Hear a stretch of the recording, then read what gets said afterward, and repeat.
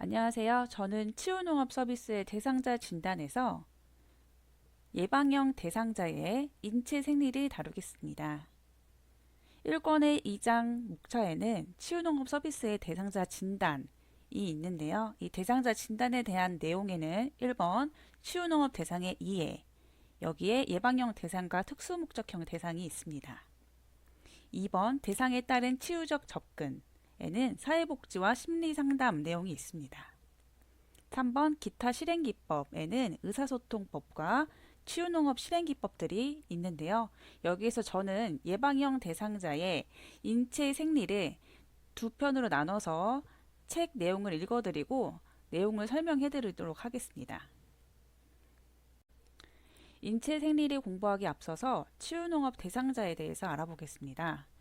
치유농업 대상이라고 하는 것은 치유농업 서비스 목적 유형과 같은 말이고요. 여기에는 크게 두 부류가 있다고 했습니다. 첫 번째 예방형 대상자, 두 번째 특수목적형 대상자가 있습니다.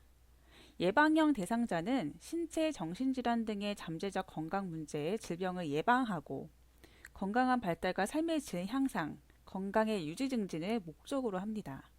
반면에 특수목적형 대상에는 치료와 재활이 포함되어 있기 때문에 문제를 해결하는 데 중점이 있습니다.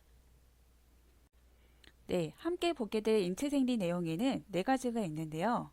순서대로 인체의 기본 구조, 인체 기능의 통합, 인체의 환경 적응, 건강 질병 치유 생리가 있습니다.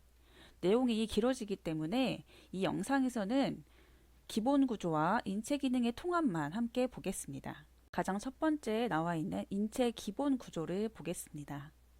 책 내용을 읽어드리겠습니다. 인체란 가장 작은 단위부터 세포, 조직, 기관, 기관계로 조직된 인간의 신체적 구조를 일컫는 말이다. 인간의 몸은 살아있는 세포와 세포의 물질로 구성되어 있다. 세포는 인체뿐 아니라 생명체의 기본 단위이고 인체는 약 75에서 100조 개 이상의 세포로 이루어져 있다. 세포는 그 자체로 활성을 가지고 세포의 활성은 세포의 증식, 세포의 이동, 세포의 특성 변화, 그리고 세포 간 신호 전달의 수준으로 결정된다. 특히 미성숙, 미분화 상태로 혈액 내에서 순환하는 백혈구가 세균이나 바이러스와 같은 항원을 만난 이후 자극 때문에 증식하고 성장 과정이라고 할 수 있는 분화를 한다. 그리고 세균의 침입 장소로 이동하는 전후 과정이 세포 활성을 가늠하는 척도가 되는 좋은 사례에 해당한다. 세포는 세포의 물질과 더불어 인체의 기본 조직을 이루고 조직은 기능적 단위를 형성하여 기관의 구성물이 된다. 조직은 세포가 엮여서 형성된 구조물로 네 가지가 있는데 상피조직, 결합조직, 근육조직, 신경조직으로 구분된다. 이 네 종류의 조직들이 모여서 인체의 각 기능을 담당하는 기관을 형성한다. 상피조직은 물질 순환의 통로가 되는 소화관, 혈관의 내부 표면을 덮고 있으며 내부 조직을 보호하고 피로 물질을 선택적으로 흡수하고 작용 물질을 분비한다. 결합 조직은 조직이나 기관의 사이를 채우고 지지하고 다량의 세포 사이 물질을 포함하는 성기능 결합 조직, 혈액, 뼈, 지방 조직, 연골, 인대를 포함한다. 근육 조직은 수의근으로 가로무늬근인 돌격근과 불수의근이면서 민무늬근인 내장 근육으로 구성된다. 신경 조직은 뇌, 척수, 말초신경의 조직이고 신호 전달을 담당하는 신경세포와 신경세포를 지지하는 신경교세포로 이루어져 있다. 기관은 여러 가지 조직이 특정 기능을 수행하도록 통합된 구조를 형성한 구조물을 말하고 위장, 간, 폐, 심장, 비장, 뇌 등이 있다. 예를 들어서 위장은 맨 바깥에 결합 조직으로 둘러싸여 있고 그 안쪽에 근육 조직이 있어서 연동 운동을 하고 안쪽 표면은 상피 조직으로 덮여 있다. 물론 결합 조직에 해당하는 혈관도 위장 내부에 분포하여 있다. 각 기관은 부속 기관과 함께 주요 생리 기능을 수행하기 위해 연합된 조직체를 형성하는데 이 기능적 단위를 기관계라고 한다. 다시 말해 기관계란 기능적으로 상호 관련성을 가지고 상호작용을 하는 구조물을 함께 가리키는 기관의 계통을 말한다. 자, 이 내용을 정리한 것입니다. 인체의 기본 구조. 인간의 몸은 살아있는 세포와 세포의 물질로 구성되어 있다. 인체는 작은 순서대로 세포 조직, 기관, 기관계로 조직된 인간의 신체적 구조이다. 이 네 가지의 내용을 보면 첫 번째, 세포는 생명체의 기본 단위죠. 조직은 세포들이 엮여서 형성된 구조물입니다. 이 조직이 기능적 단위를 형성하고 있고 이 조직들이 모여서 기관이 되는데 기관은 여러 조직이 특정 기능을 수행할 수 있도록 통합된 구조를 형성한 구조물입니다. 예를 들면 위장, 간, 폐, 심장, 비장, 뇌가 나왔습니다. 이 기관들이 합쳐 있는 계통을 기관계라고 하는데 기능적으로 상호 관련성을 가지고 상호작용하는 구조물이면서 기관의 계통이라고 하겠다라고 정리되어 있습니다. 조직은 네 가지로 구분이 됩니다. 첫 번째, 상피 조직은 내부 조직을 보호해주고 필요물질을 선택적으로 흡수, 그리고 작용물질을 분비해줍니다. 내부 조직을 보호하고 흡수하고 분비한다. 예를 들면 소화관의 가장 안쪽 표면을 차지하고 있고요. 그리고 혈관의 내부 표면도 상피 조직이기 때문에 여기에서는 산소나 이산화탄소, 가스, 그리고 영양분, 노폐물이 교환될 수 있습니다. 두 번째로 결합 조직은 조직이나 기관 사이를 채우고 지지해주는 조직인데 예를 들면 성긴결합 조직, 혈액, 뼈, 지방 조직, 연골, 인대가 있습니다. 혈액은 조직과 기관 사이를 채워주고 그리고 뼈는 단단해서 몸을 지지해주고요. 지방 조직도 근육과 뼈 사이를 채워줌으로써 외부의 충격으로부터 보호해주고 체온 유지 그리고 에너지를 저장할 수 있는 역할을 합니다. 또 연골과 인대는요. 뼈에 붙어 있으면서 뼈를 보호하거나 뼈를 움직이게 해주고 하기 때문에 결합 조직에 해당됩니다. 세 번째, 근육 조직에는 골격근과 내장 근육이 있습니다. 우리 체계에는 없지만 실제로 근육 조직을 분류할 때 심장 근육도 포함되기 때문에 총 3개인데요. 우리 체계는 이 두 가지만 나와 있기 때문에 골격근과 내장 근육만 공부하겠습니다. 가로에 보시면 골격근에는 수위근, 가로무늬근이라고 되어 있고 내장 근육은 불수위근, 민무늬근이라고 되어 있는데 이것을 넘기기에는 시험에 자주 나왔기 때문에 뒷부분에서 제가 같이 보여드리겠습니다. 그래서 근육 조직은 골격근과 내장 근육이 있습니다. 신경 조직은 신경세포와 신경교세포로 구성이 되어 있는데요. 신경세포는 우리가 알고 있는 뉴런이라고 해서 신호 전달이 전기처럼 해주는 신호 전달을 담당해주는 역할을 합니다. 신경교세포는 다리 교자를 써서요. 신경세포 사이를 지지해주고 영양분을 공급해주는 역할을 합니다. 그래서 신경조직에는 신경세포와 신경교세포가 있고 예를 들면 뇌와 척수, 말초신경의 조직을 볼 수가 있겠습니다. 이 그림은 위장과 혈관의 해부학적 구조를 그림으로 그린 것입니다. 우리가 공부해야 하는 조직의 내분류를 매칭해서 보자면요. 장기의 가장 겉부분은 마찰이나 외부에 대한 압력에 의해서 보호가 되어야 되기 때문에 조금 더 질기고 단단한 결합 조직으로 되어 있습니다. 그리고 그 안쪽으로는 운동할 수 있는 근육 조직으로 되어 있고 가장 안쪽은 연하면서 그리고 얇은 상피 조직으로 되어 있습니다. 그래야만 안쪽에서 음식물이나 영양소, 가스 이런 것들을 물질 교환을 하면서 교류할 수가 있겠죠. 그래서 장기로 봤을 때 겉부분의 순서로 겉부분에서부터 결근상으로 분피되어 있습니다. 가장 안쪽이 얇은 상피 조직이에요. 저희가 공부한 것 중에 신경 조직도 있었는데 이 그림에는 나와 있지 않지만 신경 조직은 당연히 골고루 군데군데 다 분포가 되어 있겠죠. 이 그림은 교과서에는 없지만 이해를 돕는 상식으로 궁금하실까봐 추가로 넣었습니다. 심장에서 나가는 혈관은 동맥이고 몸을 돌고 심장으로 들어오는 혈관을 정맥이라고 하는데요. 이 혈관들은 세 겹으로 되어 있습니다. 방금 전에 공부했죠. 그런데 이 동맥과 정맥 사이에 우리 손바닥이나 발바닥 이런 겉부분이요. 에 있는 모세혈관이 많이 분포되어 있는데 이 모세혈관은 산소와 영양분, 이산화탄소 노폐물을 세포와 교환해야 되기 때문에 얇아야 합니다. 그래서 이 모세혈관은 한 겹으로 되어 있습니다. 그렇다면 우리가 방금 전에 공부했던 내용에서 물질 교환이 일어나는 조직은 뭐였죠? 바로 상피 조직입니다. 맞습니다. 모세혈관은 그래서 상피 조직 한 겹으로만 구성되어 있고 동맥과 정맥은 결근상, 삼중구조로 구성이 되어 있습니다. 근육 종류를 공부하겠습니다. 우리 책에는 골격근과 내장근만 나와 있는데 골격근은 실제로 현미경으로 확대해서 보면 가로 무늬가 있습니다.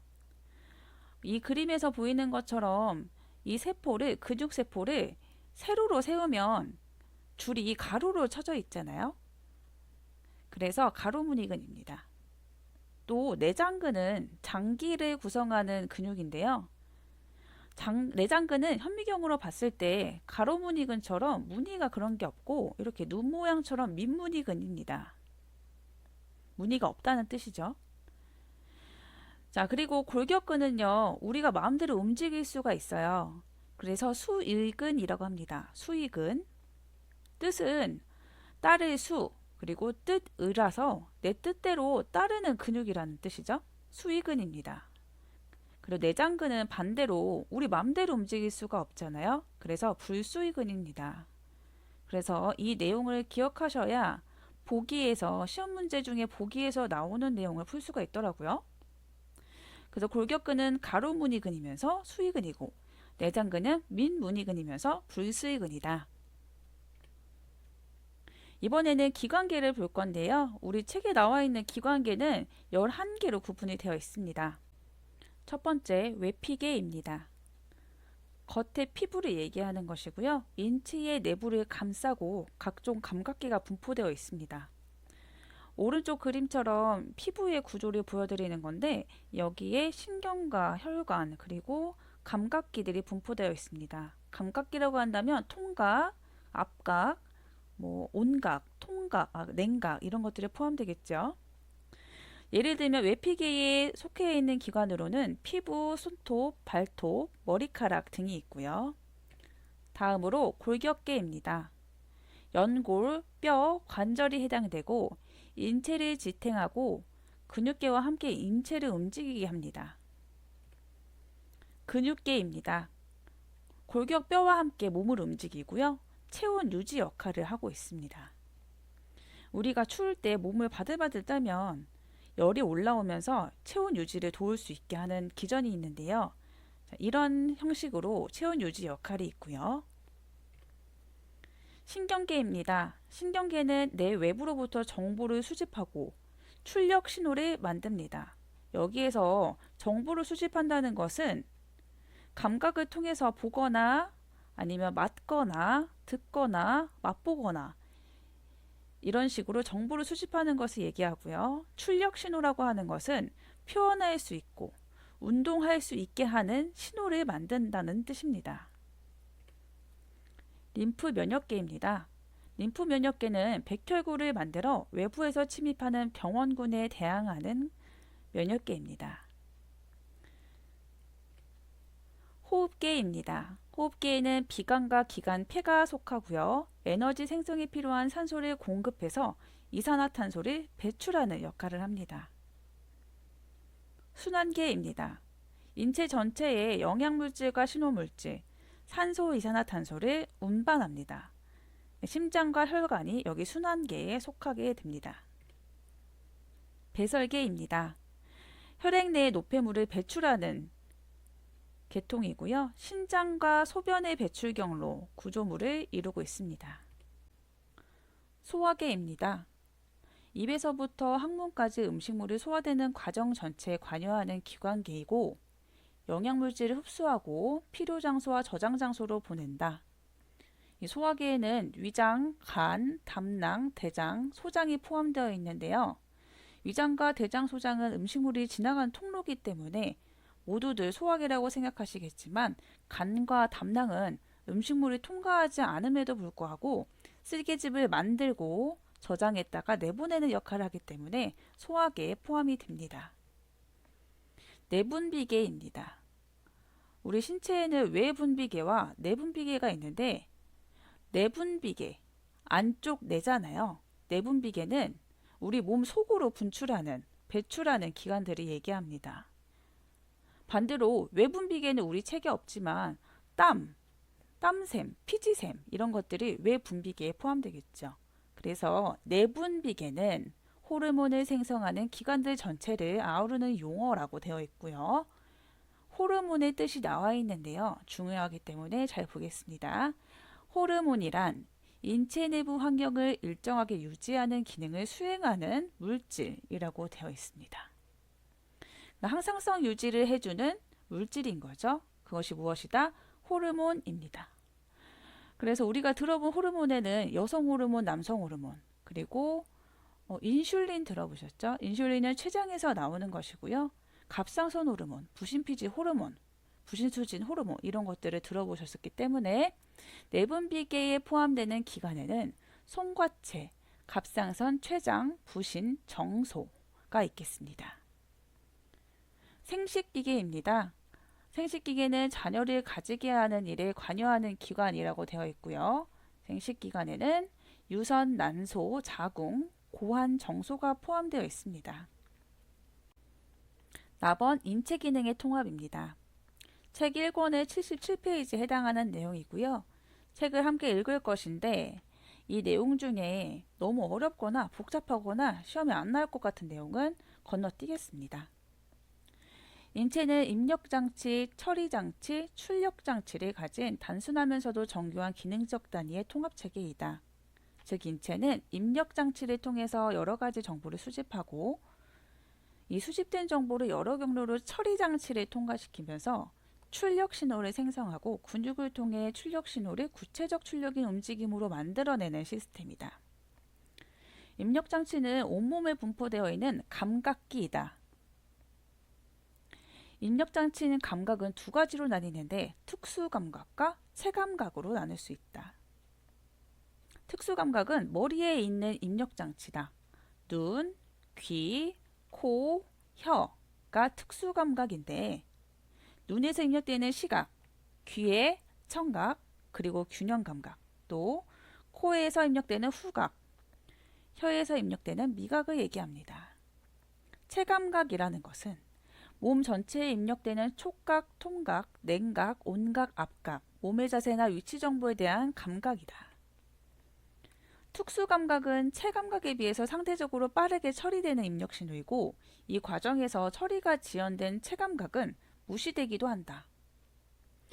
처리장치는 뇌를 말하고 처리장치는 뇌, 우선권을 가진 정보의 홍수 또는 동시다발적으로 처리해야 할 정보의 유입은 처리장치인 뇌의 성능을 최대로 발휘하지 못하게 한다.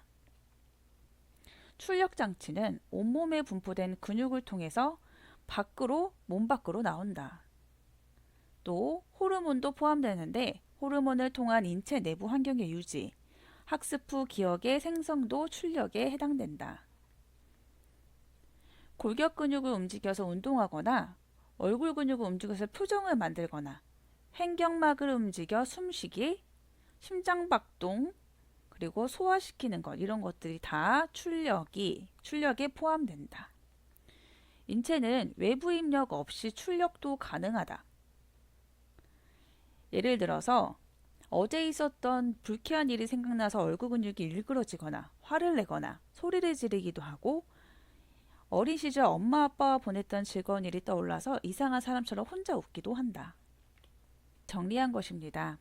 인체 기능의 통합, 인체는 입력장치, 처리장치, 그리고 출력장치를 가진 단순하면서도 정교한 기능적 단위의 통합체계이다. 입력장치에는 감각기가 있는데 이 감각기는 크게 두 가지로 나뉜다고 했습니다. 체감각과 특수감각. 체감각이란 몸 전체에 퍼져 있어서 입력되는 촉각, 통각, 냉각, 온각, 압각이 해당되고요.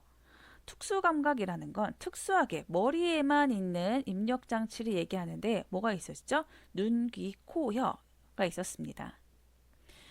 이 특수감각은 상대적으로 빠르게 처리되는 입력신호로서 특수감각 때문에 체감각이 밀려서 처리가 지연되면 체감각이 무시되기도 하더라 라는 내용이 중요하게 책에 있었습니다. 두 번째 처리장치는 뇌입니다. 감각을 받아들여서 뇌에서 생각하고 분류하겠죠. 그 다음 출력장치는 결과물을 내보내는 호르몬과 근육이 해당됩니다. 호르몬이 분출되면서 우리 몸의 내부의 항상성을 유지해 주고요. 근육은 외부로 표출을 하게 해주죠. 근육을 통해서 운동, 표정, 횡격막 운동으로 호흡하기, 심장박동, 소화의 과정이 나타납니다. 이 출력장치는 우리의 기억의 생성이 외부 입력 없이 출력이 가능하더라 라고 하는 부분이 책에 있었는데요. 예를 들면 과거에 불쾌한 일이 떠오를 때 얼굴이 일그러지거나 화가 나거나 아니면 좋은 기억이 나서 웃는 경험이 있었습니다. 인체 기능의 통합 이어서입니다. 건강을 유지한다는 것은 시스템을 안정시키고 오랫동안 고장 없이 작동시키는 것을 의미한다. 정신적